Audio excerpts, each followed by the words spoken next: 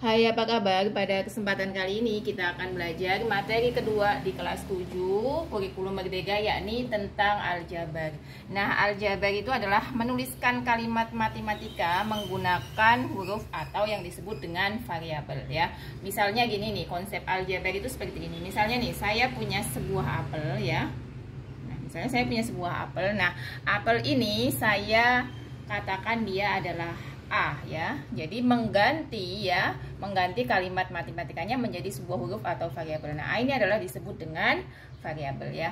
Misalnya apelnya ada 2. Nah, misalnya apel ini ada 2 ya. Berarti A-nya kan ada 2, A dan A. Berarti jadinya 2A ya. A ini disebut variabel. Nah, yang 2-nya ini disebut dengan koefisien ya. Jadi ini namanya koefisien. Nah, yang A-nya ini namanya variabel ya. Nah, kemudian misalnya lagi, misalnya buahnya nggak sama nih. Saya punya hanya sebuah apel, kemudian ditambah saya punya 2 buah jeruk ya. Maka penulisannya, misalnya apelnya kita tulis dengan A, jeruknya ini nggak boleh sama. Berarti dia, misalnya saya ganti dengan kata-katanya adalah B ya. Berarti B-nya kan ada 2, A-nya ada 1. Atau bisa kita tuliskan dalam bentuk kalimat matematika adalah A ditambah dengan 2B. Ini adalah konsep untuk mengenal aljabar. Jadi menggantikan ya kalimat matematika dengan huruf atau variabel ya. Nah, sekarang kita masuk di buku ya untuk halaman selanjutnya, yakni ke halaman 64. Di situ ada menggunakan satuan dalam bentuk aljabar ya. Misalnya tadi kan sekilas kita sudah paham ya tentang aljabar, yakni menggantikan dengan huruf. Misalnya di sini, kalau di situ digambarkan ada kotak ya. Ada sebuah kotak ya. Kotaknya itu di situ berjumlah 5 buah kotak. Tapi misalnya di sini biar tidak lama saya pakai misalnya ada 3 buah kotak. Misalnya gitu ya. Nah, masing-masing kotak ini beratnya adalah 12 kilo ya. Nah, kalau untuk membentuk kalimat matematikanya ya, kotaknya ini berapa berat untuk ketiga kotak, misalnya berat 3 buah kotak misalnya gitu ya. Nah, kita ubah dalam kalimat matematikanya, misalnya kotaknya kita ganti dengan huruf apa? A misalnya gitu. Nah, ini bisa huruf yang lain ya, misalnya X, Y, Z atau dan sebagainya. Karena sama-sama kotaknya kan, kita kasih nama yang sama. Kotaknya ada 3, masing-masing beratnya adalah 12 kilo. Atau bisa kita tuliskan 3 ya kalikan dengan A ya. Karena berapa? 3 buah kotak, berarti 3 kalikan dengan A-nya. Nah, ini adalah kalimat matematikanya ya, 3 kali A. Kalau untuk berat 3 buah kotak, berarti 3 kali 1 kotaknya adalah 12. 3 kalikan 12 berarti berapa? 36 kilo. Paham ya? Jadi di sini misalnya ada 3 kotak. Nah, kotaknya itu kita lambangkan sebagai A. Maka kalimat matematikanya menjadi 3 kali A karena yang ditanya adalah berat 3 buah kotak.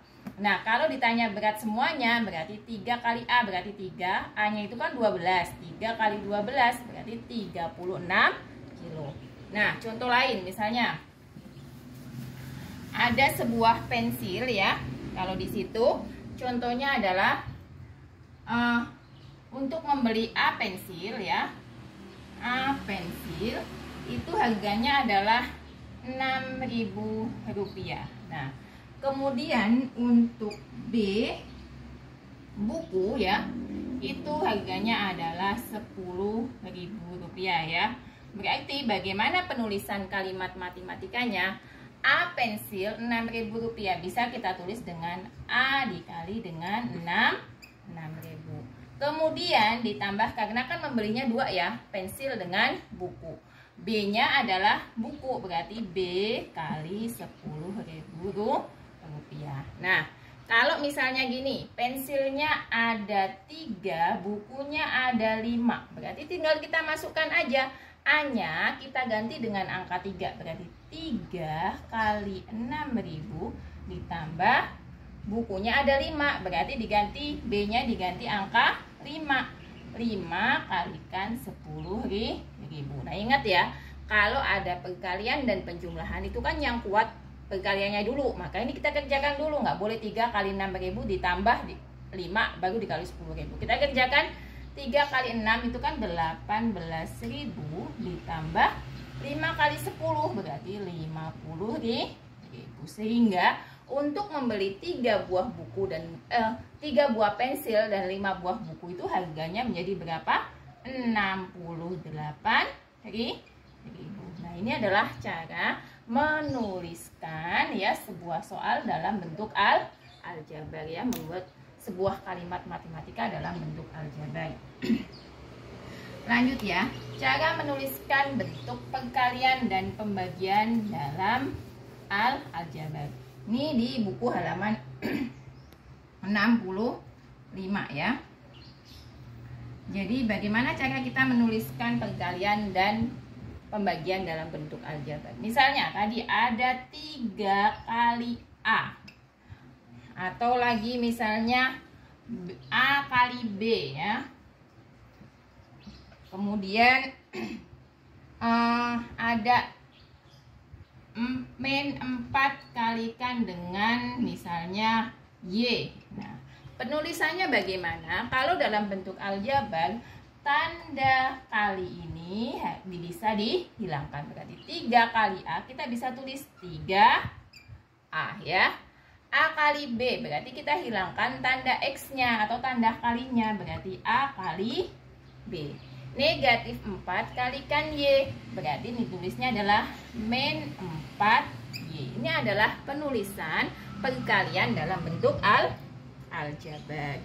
Nah, kalau pembagian bagaimana? Nah, misalnya gini nih ya. Misalnya ada min 1 kalikan A. Nah, ini dulu nih. Karena kadang-kadang nggak tahu ya.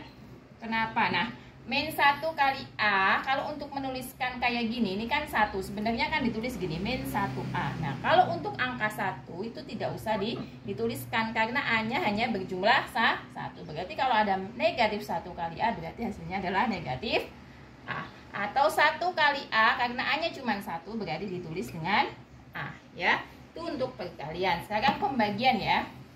Nah, untuk pembagian ini misalnya contohnya misalnya ada X dibagi dengan 3 atau A plus B dalam kurung dibagi dengan 2.